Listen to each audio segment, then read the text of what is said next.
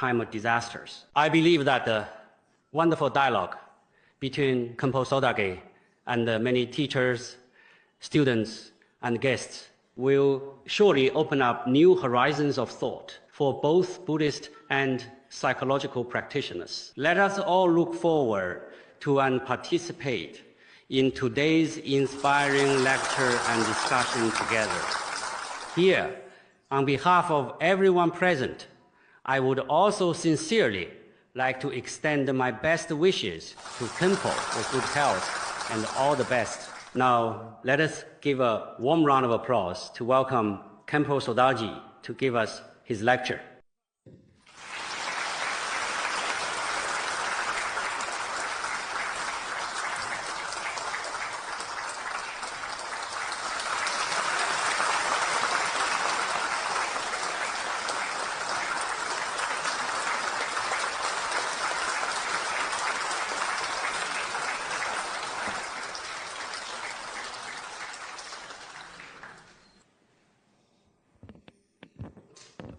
Thank you very much, Dean Tao and President Lee, for providing us with this opportunity for everyone to communicate and exchange ideas today. Just now, Dean Tao just mentioned Qingdao University, sharing his insights, especially regarding the psychological counseling and comfort provided after the Wenchuan earthquake. There were many touching stories.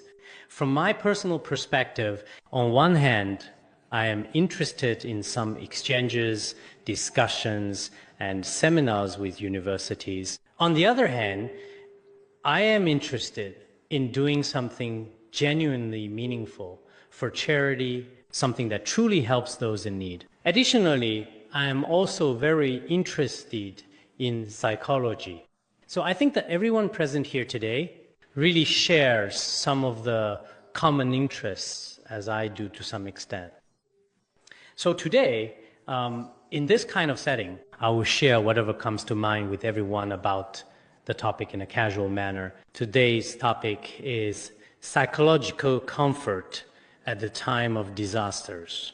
For everyone here today, I want to say, perhaps you have thought about this, or perhaps you haven't considered it before. Regardless, the world today, year after year, is experiencing more and more disasters with natural calamities occurring frequently. And for us, personally, there are also many kinds of disasters that can arise. Especially, I think, for many of the university students present, the life is, on one hand, a very carefree, relaxed, and joyful period of life. But on the other hand, university life is also extremely complex. It is a critical time when you have to face many challenges. I have always believed that if university students do not receive mental health education and guidance, they will face a great many challenges and problems in the future. Especially, university represents a transitional period in life. Why do I say something like this? Because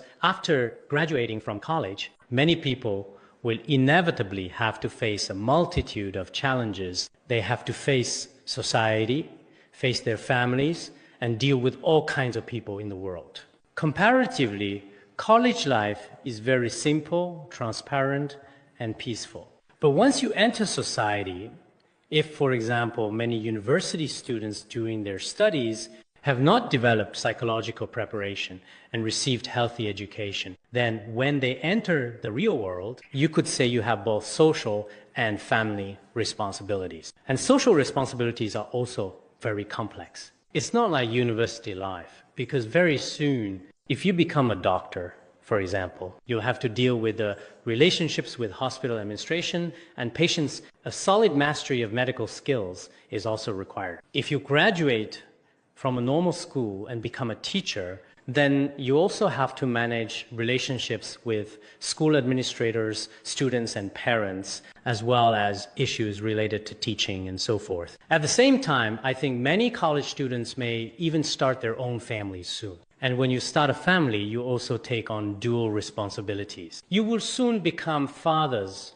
or mothers, and at that point, there are all kinds of family and relatives issues that need to be handled. Also, during this period, you may need to search for certain positions in your own life, including your family's position, your career direction, and so on. If you don't have a solid foundation in mental health education at this stage, I've seen many young people who seem unable to get through it, on the verge of collapsing, about to break down. Because back in college, you never prepared for any of this. And when you suddenly enter society with countless problems from all directions falling on your shoulders, all at once, you find yourself at a loss. Many people at this point are unable to face it, unable to cope. For you, this is also a kind of disaster, because on your journey through life, you've already encountered a kind of rough crisis. These crises sometimes cannot be overcome.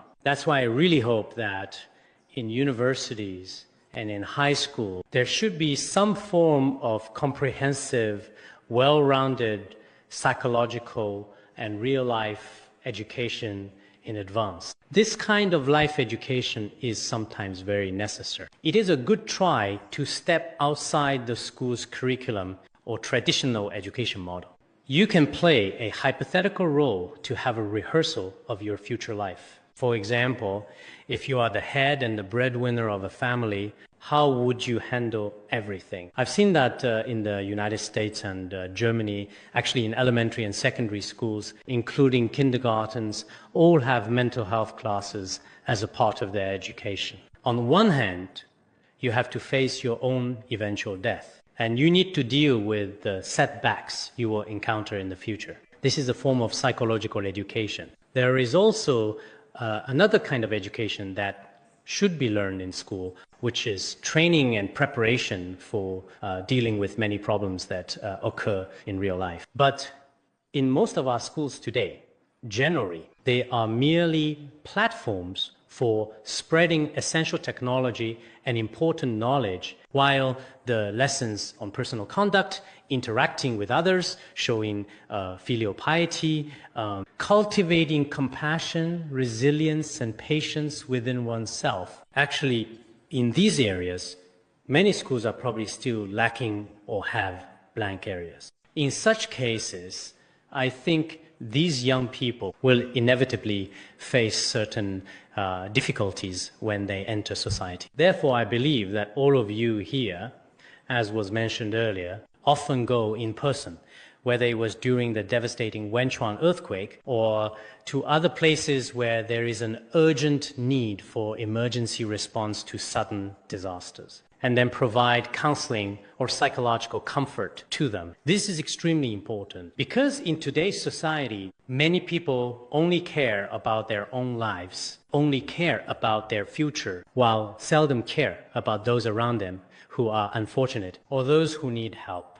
Very few people help out-of-school children or lonely elderly, even in their own families or lives, when encountering people who are experiencing real pain and hardship, they rarely offer any help to them. If our teachers lead the way, or if our students take the initiative to go to these places and do these things together, then seeing is believing, which is truly excellent. Because in today's world, and indeed in the future, it's possible that things like this will continue to happen. For example, earthquakes, tsunamis, storms, and all kinds of crises. Everyone here may be aware that many scientists now believe in the 21st century and the 20th century. Human destruction of nature has been extremely severe. Some scholars have even called it the so-called Third World War, as some experts have noted. Why do they call it the Third World War? Because humanity has basically destroyed the very home we live in. The homeland has already been ruined. In other words, our generation, in the pursuit of wealth, development, and resources, with such goals in mind, has basically emptied out many of the Earth's original resources. More than 90% of the world's resources have been used by about 10% of people in the entire human history. A great number of people living on this planet basically haven't considered the future of their descendants, their goals, or their well-being. Therefore, they believe that although World War I and World War II destroyed many buildings, mainly in Germany, Japan, and other countries, after these two world wars ended, many places began to rebuild their homes and return to normal. However, now people's development of nature and overall development, the devastating consequences caused by greed, cannot be easily or quickly reversed in a short period of time. In fact, because the greed and attachment are deeply rooted in people's minds, such destruction will undoubtedly continue in the future as well. Therefore, the scientist Stephen Hawking recently also said that human beings have now truly become the most terrifying, notorious, and truly irredeemable group